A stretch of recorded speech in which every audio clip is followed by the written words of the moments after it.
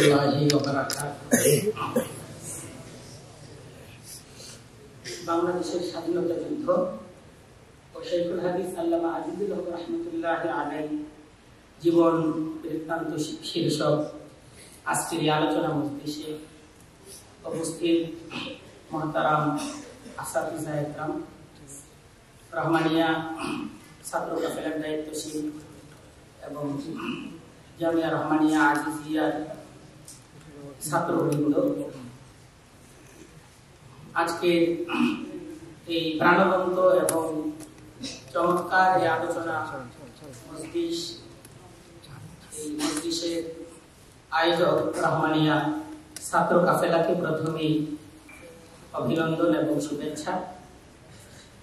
আমরা দীর্ঘ সময় পর্যন্ত আলোচনা শুনছি এবং হুজুর শাইখুল হাদিস আল্লামা আজিজুল হক রহমতুল্লাহি আলাইহি জীবন বৃত্তান্ত আমরা এ পর্যন্ত যা শুনেছি খুব কাছ থেকে এই আলোচনাটা আমাদের যে শাইখুল হাদিস আল্লামা আজিজুল হক রহমতুল্লাহি আলাইহি কাছাকাছি করে দিচ্ছে।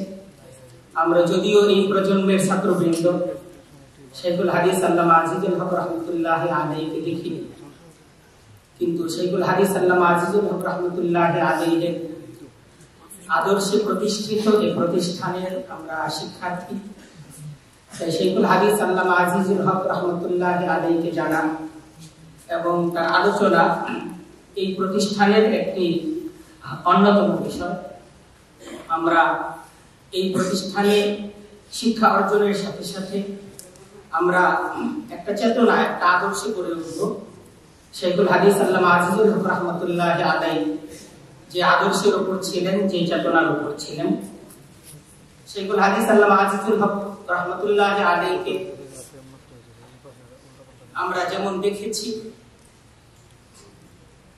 আসলে আমরা আমাদের ভাষার দ্বারা আমরা কিছু ঘটনা হয়তো উপস্থাপন করতে পারবো, কিন্তু শাইখুল হাদিস আল্লামা আজিজুল হক রহমতুল্লাহি আলাইহি তার যে ইখলাস, তার যে বিনয়, তার যে আমাদের প্রতি ভালোবাসা, এই প্রতিষ্ঠানের প্রতি ভালোবাসা এবং শিক্ষার্থীদের প্রতি ভালোবাসা এবং এদেশের মানুষের প্রতি ভালোবাসা, ইসলামের প্রতি যে দরদ এবং ভালোবাসা, এই সমস্ত বিষয়গুলোকে কোনো ভাষার দ্বারা উপস্থাপন করা এটা আসলে আমাদের সাধ্যের বাইরে।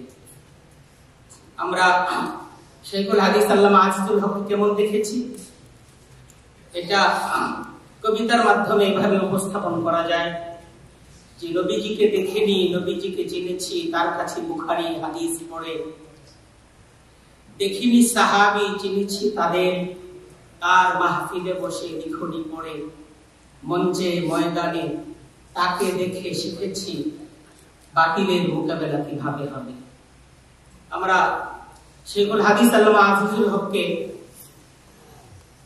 খুব আমি কিছু গুণাবলী আলোচনা করবো, খুব লম্বা আলোচনা আমি পেশ করবো না, কয়েকটা গুণ আমি আলোচনা করবো। এর মাঝে একটা গুণ হলো ওনার কাছে যতটা সময় ছিলাম, ওনার সাথে বিভিন্ন সফর করার সুযোগ হয়েছে, কাছাকাছি হওয়ার যতটা সুযোগ হয়েছে, আমরা ওনাকে অনেক বৃদ্ধ বয়সে ওনার জীবনের একদম শেষ লগ্নেই আসলে ওনার কাছাকাছি হওয়ার সুযোগটা আমাদের হয়েছে। ওনাকে আমরা আল্লাহ রাব্বুল আলামিনের খুব কৃতজ্ঞতা আদায় করতে দেখেছি। উনি তার প্রত্যেকটা কথায়, প্রত্যেকটা আচরণে, ওনার চলাফেরায়, সমস্ত কিছুর মাধ্যমে ওনাকে মনে হতো যে উনি খুব কৃতজ্ঞতা আদায় করছেন, কৃতজ্ঞতার কথা বারবার ফিরে করতেন। সব সময় ওনার জবানের মাঝে আল্লাহ রাব্বুল আলামিনের কৃতজ্ঞতার উচ্চারণ ছিল। আমরা কখনো তাকে কোনো কারণেই শিকায়ত করতে দেখিনি। আল্লাহ রাব্বুল আলামিনের কোনো শিকায়াত এবং কোনো মানুষের শিকায়াত এটা তার জবান থেকে কখনো বের হয়নি। এটা একটা অনন্য গুণ হযরত শাইখুল হাদিস আল্লামা আজিজুল হক রহমতুল্লাহি আলাইহি। আসলে শাইখুল হাদিস আল্লামা আজিজুল হক রহমতুল্লাহি আলাইহি সুহবতটা এই গুণ যেন আমাদের মাঝে আসে, সেজন্য আমাদের চেষ্টা করা দরকার। এবং আমাদের এই প্রতিষ্ঠানের এটা একটা চেতনা হতে পারে, প্রত্যেকটা শিক্ষার্থী, আমাদের এই প্রতিষ্ঠানের প্রত্যেকটা ছাত্রের এবং এই প্রতিষ্ঠানের সাথে থাকা আমরা যারা থাকার সুযোগ পেয়েছি, আমাদের সকলে যে কৃতজ্ঞতার মাত্রাটা এটা যেন আমাদের অনেক বেশি হয়। যেমন হযরত শেখুল হাদিস আল্লামা আজিজুল হক রাহমাতুল্লাহি আলাইহি তার মাঝে যেমন কৃতজ্ঞতা দেখেছি, সমস্ত অবস্থায় তাকে আমরা দেখেছি জবানের মাঝে তিনি শুধু কৃতজ্ঞতার উচ্চারণ করতেছেন তা না, শুধুমাত্র এটা বলতেছেন আল্লাহুম্মা লাকাল হামদ এ পর্যন্তই শেষ না, ওনার চোখে মুখে আচার আচরণে ওনার হাসিতে সবকিছুর মাঝে কৃতজ্ঞতা প্রকাশ করতেন। হযরত শেখুল হাদিস আল্লামা আজিজুল হক রাহমাতুল্লাহি আলাইহি বৃদ্ধ বয়সে তাকে আমরা দেখেছি। বৃদ্ধ বয়সটাই হলো ক্লান্তির বয়স, লম্বা লম্বা সফর তাকে করতে হয়েছে। এমনও হয়েছে 3 দিন 4 দিন লাগাতার তাকে সফর করতে হয়েছে। সকালবেলা সফরে তিনি বের হয়েছেন, রাত 1টা 2টা পর্যন্ত তাকে প্রোগ্রাম করতে হয়েছে এবং সেই প্রোগ্রামে আমি তার সাথী হিসেবে থাকার, তার খাদেম হিসেবে থাকার সুযোগ আমি এই সমস্ত সফরগুলোতে পেয়েছি। তো এই লম্বা সফরে আমরা বাচ্চা মানুষ হওয়া সত্ত্বেও আমরা ক্লান্ত হয়ে যেতাম। অনেক সফরগুলো অনেক দুর্গম হতো। একটা সফর তো ছিল যে সফরে আমরা শেখুল হাদিস আল্লামা আজিজুল হক রাহমাতুল্লাহি আলাইহি খাদেম হিসেবে ছিলাম। সেই সফরের মাঝে আমাদের মাহবুব হুজুরও ছিলেন। সফরটা ছিল দুর্গম এক সফর, সেই দুর্গাপুরের সফর। এখন তো যাতায়াত ব্যবস্থা অনেক ভালো, সেই সময়ের যাতায়াত ব্যবস্থাটা অত্যন্ত কঠিন ছিল। একে তো রাস্তা ছিল ভাঙ্গা, তো এই অত্যন্ত বিপন্ন রাস্তা পাড়ি দিয়ে এমন হয়েছে যে 2টা নদী তাকে পারাপার দিতে হয়েছে এবং প্রচন্ড বৃষ্টির মাঝে এমন অবস্থা হয়েছে যে তখন তো ব্রিজ ছিল না বা ফেরিও ছিল না, বড় নৌকার মাঝে ওনার গাড়ি নামাইতে হয়েছে। তো এমন হয়েছে যে গাড়ি যখন নৌকার মাঝে মানে নামানো হবে তো এরকম পিছলা জায়গা গাড়ি পড়ে যেতে পারে, এরকম অবস্থা হয়েছে। একবার তেমন অবস্থা হয়েছিল গাড়ি পড়ে যাবে। তো এই সফরে আমাদের প্রচন্ড বিরক্তি আমরা অনুভব করতেছিলাম যে আয়োজকদের, যে তারা মানে কেমন আয়োজক যে এই ধরনের একজন মানে বৃদ্ধ আলেমকে এই ধরনের সফরের মাঝে দাওয়াত দিয়ে তাকে কষ্ট প্রদান করা। এজন্য আমরা প্রচন্ড ভাবে বিরক্ত হচ্ছিলাম।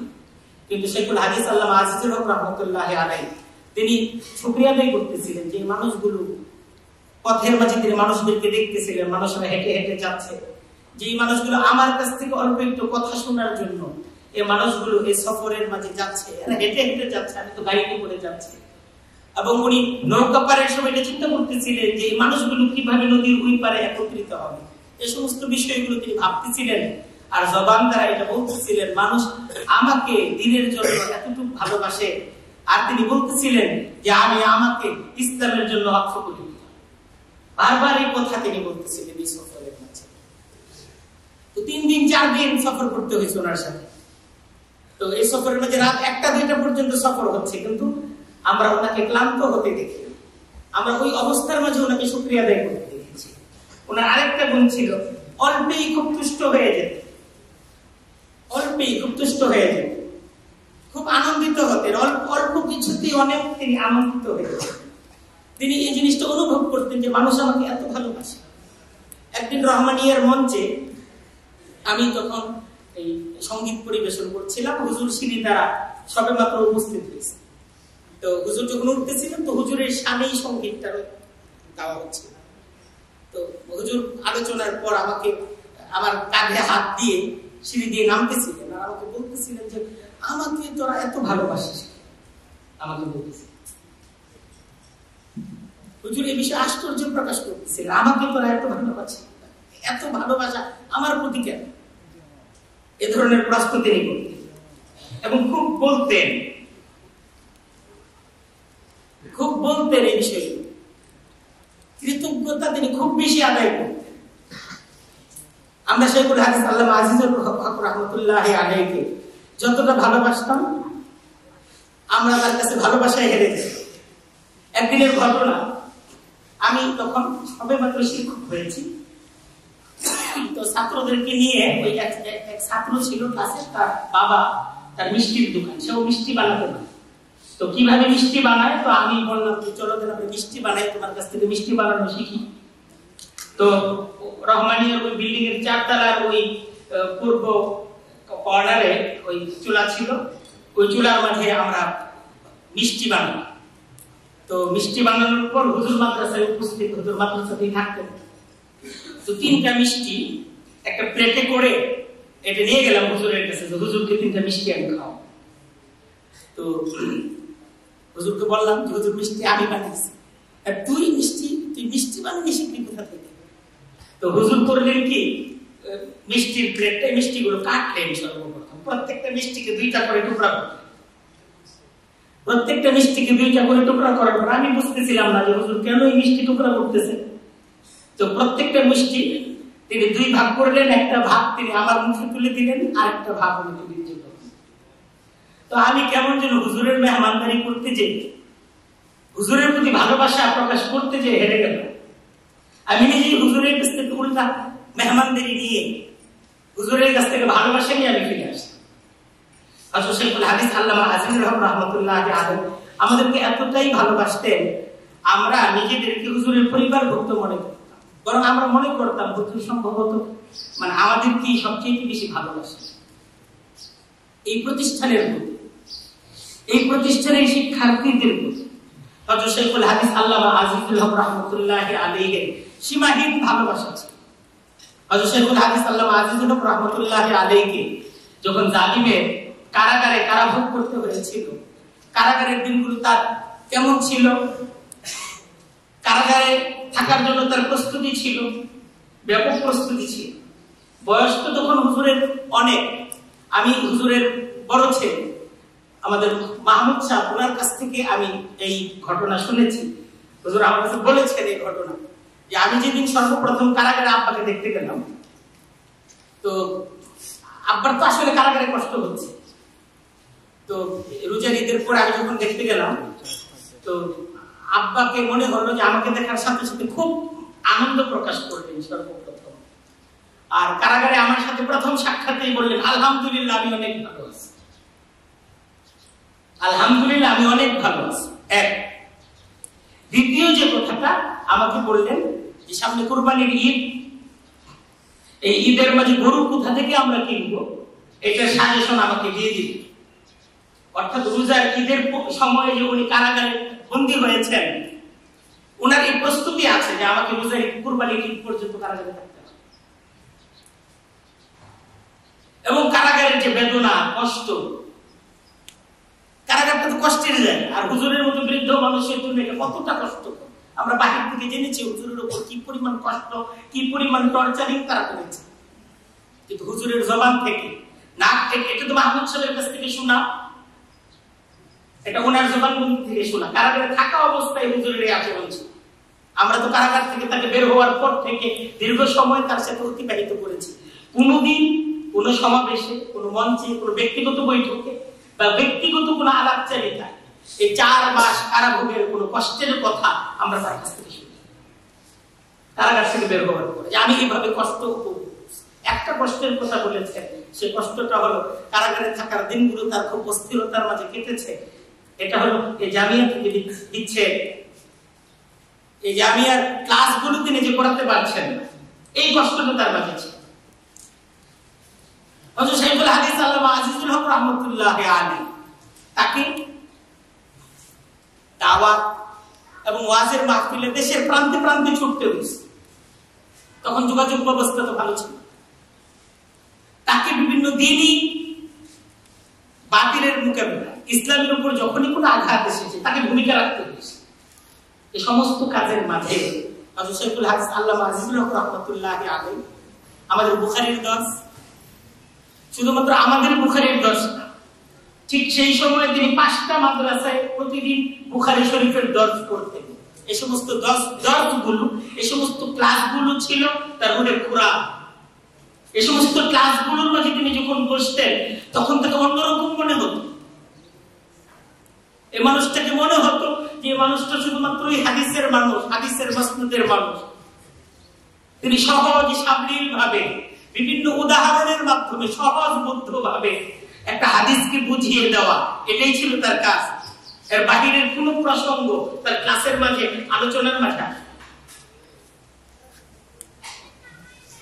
হযরত শেখুল হাদিস আল্লামা আজিজুল হক রাহমাতুল্লাহি আলাইহি আমরা আজকে যে প্রতিষ্ঠানের মাঝে আছি, এই প্রতিষ্ঠান হযরত শেখুল হাদিস আল্লামা আজিজুল হক রাহমাতুল্লাহি আলাইহির হাতে গড়া প্রতিষ্ঠান। আজকে এই প্রতিষ্ঠানের আজকে যারা দায়িত্বশীল তারা শেখুল হাদিস আল্লামা আজিজুল হকের প্রতিচ্ছবি, তার প্রতিনিধি, এবং সেই আদর্শের উপর গড়ে ওঠে এই প্রতিষ্ঠান। আমাদেরকে এই প্রতিষ্ঠানের কৃতজ্ঞতা আদায় করা, শুকরিয়া আদায় করা, এই প্রতিষ্ঠানের একজন শিক্ষার্থী হিসেবে আমাদেরকে শেখুল হাদিস আল্লামা আজিজুল হক রাহমাতুল্লাহি আলাইহির রং সম্পর্কে ধারণা গ্রহণ করা, এটা অত্যন্ত জরুরি। আজকে এই আলোচনা মজলিস এটা আমাদের জন্য একটা দর্শ। আজকের এই আলোচনা মজলিস আমাদের সামনে আমাদের জীবনের নকশা, আমাদের আদর্শের নকশা, আমাদের চেতনার নকশাকে গড়ে দিবে। হযরত শেখুল হাদিস আল্লামা আজিজুল হক রাহমাতুল্লাহি আলাইহি জামিয়ার বিভিন্ন মজলিসে, আমি জামিয়া রহমানিয়াতে ভর্তি হওয়ার পর থেকে হুজুরের উপস্থিতিতে জামিয়ার যে তারানা, যেটি শেখুল হাদিস আল্লামা আজিজুল হক রাহমাতুল্লাহি আলাইহি তার নিজের রচনা, অনেক আবেগ এবং ভালোবাসা দিয়ে যে তারানাকে তিনি রচনা করেছেন, শুধু তাই না, এই তারানার মাঝে এই জামিয়ার নকশা, এই জামিয়ার আদর্শ, এই জামিয়ার রূপ কেমন হবে, ছাত্রদের মাঝে কি চেতনা জাগ্রত হবে, এই বিষয়গুলোকে তিনি এই তারানার মাঝে ফুটিয়ে তুলেছেন।